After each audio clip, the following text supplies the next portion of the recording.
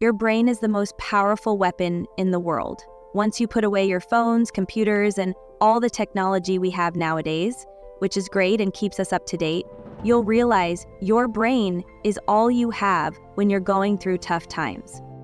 When you're dealing with depression, hardship, or loss, you can't Google your way out of it.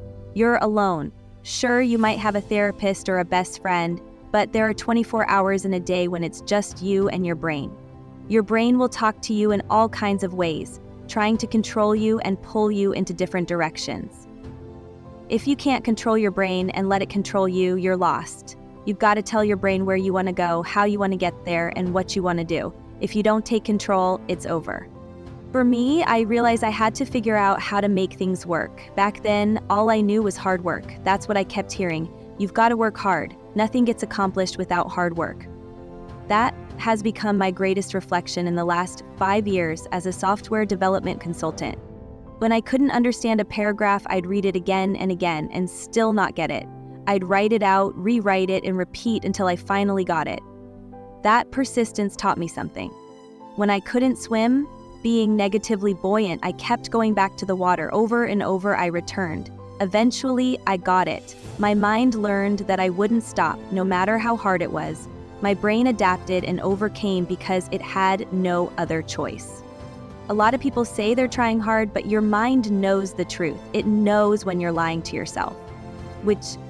When I was in Navy SEAL training, people asked me, how were you there for 18 months? The program is only 6 months long. How did you survive 3 hell weeks in 1 year? No one's ever done that. The answer lies in what I call the new norm. When I grew up in a $7 a month apartment, that was my normal. I didn't know any different. When we moved to a $236 a month apartment, I thought I never want to go back to that $7 a month place. But if I had to, my mind would have adjusted, saying, this is home now. In Navy SEAL training, when I realized the journey would be long and brutal, I told myself, this is my new normal. My body was breaking down, duct-taped feet, stress fractures, shin splints, but I embraced the suffering as part of my daily life. Your mind adapts to what you tell it.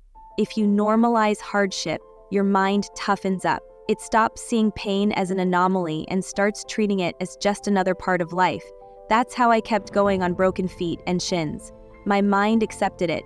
This is who we are. This is how we operate. My new norm. I gave myself no way out. There was nothing outside these walls of hell. Nothing. I love God, but for a short period of time, I became the devil, because that was hell. I became the boss, the owner, the CEO of Navy SEAL training. That was my mindset.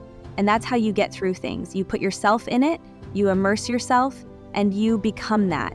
You become it and give yourself nowhere to go. When I was 297 pounds and fat as hell trying to be a Navy SEAL, the scariest thing in the world to me, even to this day, was that this could have been the rest of my life. I thought I was trying hard, and that was the scariest thought, that this was me at my 100% potential. I thought I was doing my best when I weighed 297 pounds, working for Ecolab, spraying for cockroaches, making $1,000 a month. I thought that was my full potential. A few years later, I realized I wasn't even close. I lost 106 pounds and graduated Navy SEAL training. We did all these other things, and looking back, that was me trying hard.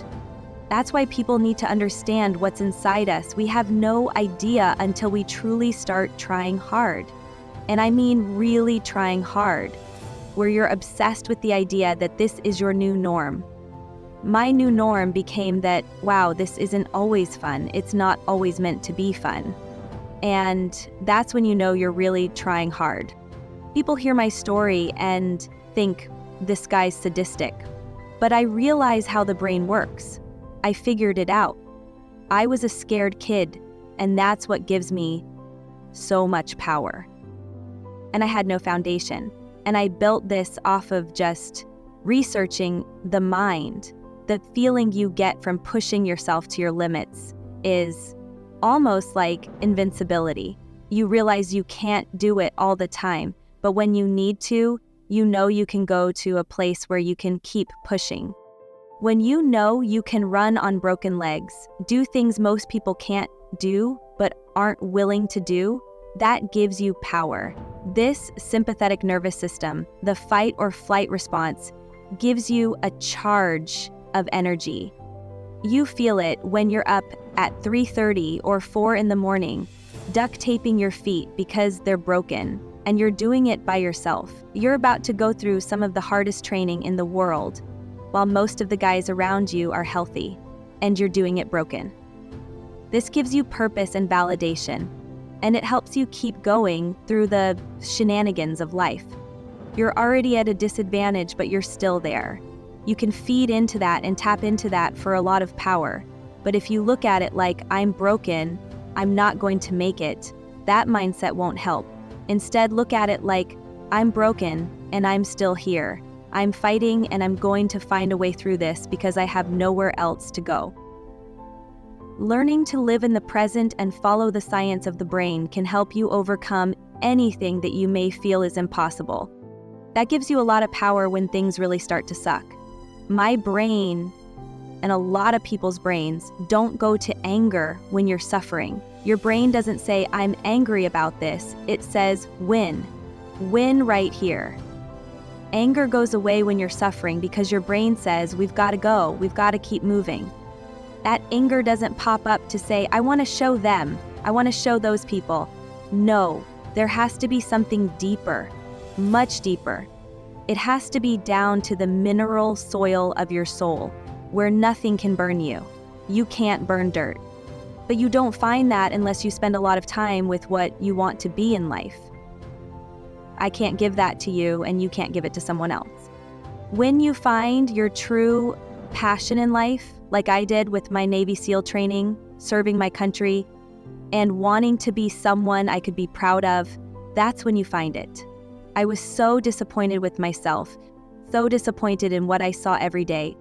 I wanted everybody to love David Goggins, and a lot of people did, but I didn't love myself. I realized that accountability was the key. We all want to find peace, but you can't find peace first. If you do, Merry Christmas. More power to you.